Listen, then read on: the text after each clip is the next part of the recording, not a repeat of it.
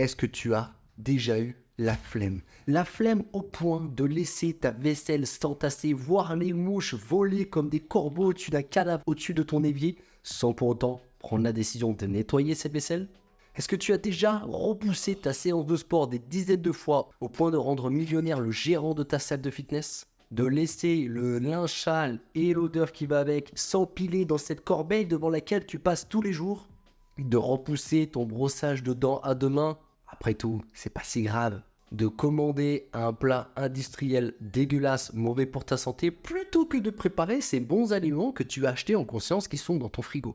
Ou encore une fois, de commencer un livre que tu ne finiras pas et qui va finir dans un coin. La différence entre les personnes heureuses, épanouies bien dans leur peau, c'est cette flemme, cette capacité à dépasser la friction limbique, cette friction qu'il y a à l'intérieur de ta tête qui te dit fais-le ou ne le fais pas. C'est aussi simple que ça. Reste bien jusqu'à la fin de cette vidéo. On va voir comment sortir de cet état en 4 étapes ultra rapidement pour devenir quelqu'un d'ultra motivé. Jusqu'à même que ton entourage dise « Waouh, mais tu es tellement discipliné !» Alors si ça t'intéresse, reste bien jusqu'au bout de cette vidéo. Pour tous ceux qui veulent faire partie des bâtisseurs de cette chaîne, pensez à liker la vidéo, ça la fait remonter. Et en plus, ça me fait plaisir, ça flatte un peu mon ego. Communiquez avec moi en commentaire, échangez sur cette vidéo, sur les autres, créez une vraie communauté et partagez cette vidéo à quelqu'un qui manquerait de motivation. La flemme est bien là dans nos vies et aujourd'hui, nous allons voir comment la détruire en 30 minutes.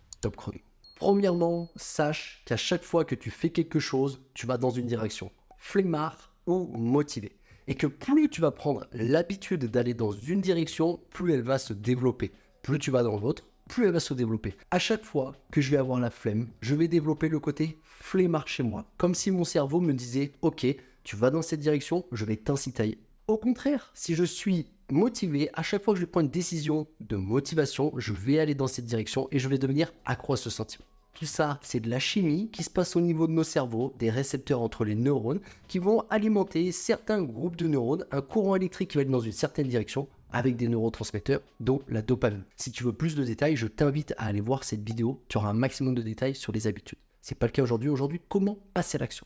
N'oublie pas que la différence entre le beau gosse, musclé, entreprenant, richissime que tu vois à la télé et toi, c'est cette motivation à passer à l'action, peu importe les conséquences. Et donc, si tu es déterminé, que tu arrives à passer à l'action tous les jours dans la direction qui t'amènera à la réussite, au bien-être, à l'épanouissement, bingo, c'est parti. Seul le temps est entre toi et tes projets. En revanche, si tu es un peu feignant, que tu as du mal à faire ci, à faire ça, ça va être bien plus compliqué. Donc, reste bien jusqu'à la fin de cette vidéo pour voir cette méthode pour sortir de cet état. Première chose, première étape, le sommeil. Tu dois absolument dormir de façon régulière, les mêmes horaires, les mêmes réveils le plus possible. S'il y a bien un truc sur lequel on est fragile, c'est le sommeil. Et plus tu vas récupérer, plus tu vas pouvoir mettre de l'antifragilité dans ta journée, c'est-à-dire te challenger. Plus tu challenges, plus tu fais des choses, plus tu as besoin de récupérer. Si tu veux prendre de la masse musculaire, si tu veux te dépasser mentalement, si tu veux apprendre des choses, bref, mettre beaucoup de friction dans ta journée,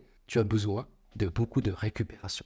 Et c'est toujours la même chose. Dégâts, récupération, je suis plus fort. Si tu dors 5 heures, que tu es fatigué, tu vas aller vers des choix faciles. C'est mathématique. Tu vas vouloir manger du sucre pour te booster et tout ça, ça va complètement dérégler ton fonctionnement. Donc, règle numéro 1, et c'est la plus facile à mettre en place. Et en plus, elle est gratuite. Dors de façon régulière. Et si possible, entre 6 et 8 heures. Pour moi, c'est au moins 8 heures ou sinon, j'accumule de la fatigue.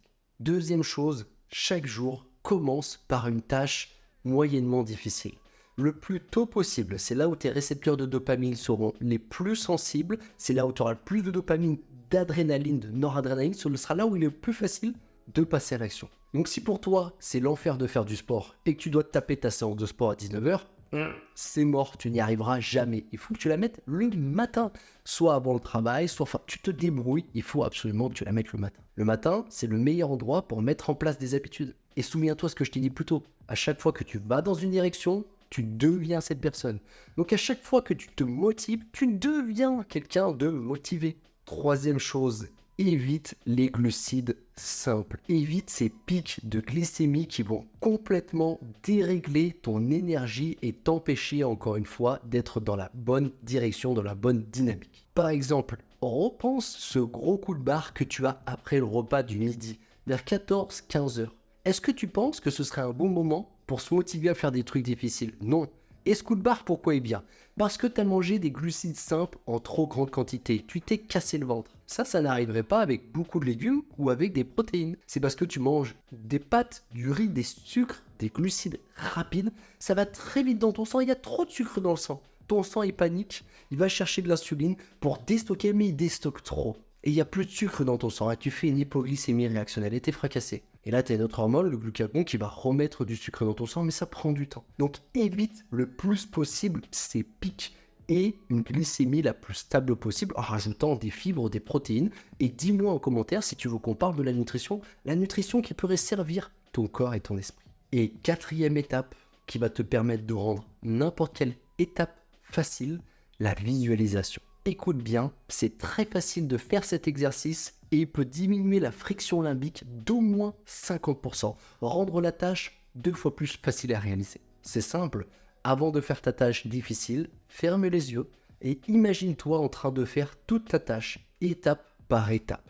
Le plus de détails possible, ça va te prendre 30 à 40 secondes et ça va diminuer la friction de moitié. Est-ce que ça vaut pas le coup? Imaginons que j'ai la flemme de faire cette vidéo YouTube, que je sois fatigué, qu'il y ait des frictions, qu'il y ait des difficultés. Je vais me poser, je vais imaginer que je la tourne, j'installe le matériel, j'installe mon micro, je lance tout sur l'ordinateur, je lance Rec, j'ai écrit un peu du texte, j'ai une idée de quelle direction je vais.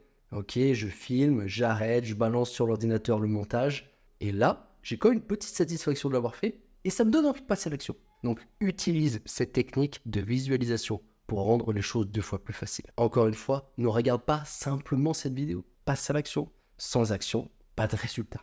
Encore une fois, je t'invite à liker cette vidéo en appuyant sur le bouton j'aime. Tu connais ce bouton j'aime, t'en as liké un paquet des vidéos. À activer la petite cloche pour être tenu informé de toutes les prochaines vidéos. Et à envoyer cette vidéo à quelqu'un de flemmard. Ton frère, ta soeur, ton pote, ton copain, ta copine, qui tu veux. Envoie-lui cette vidéo pour le taquiner un petit peu. Et nous, on se retrouve dans la prochaine vidéo pour exploser quelque chose de notre état d'esprit en un temps record.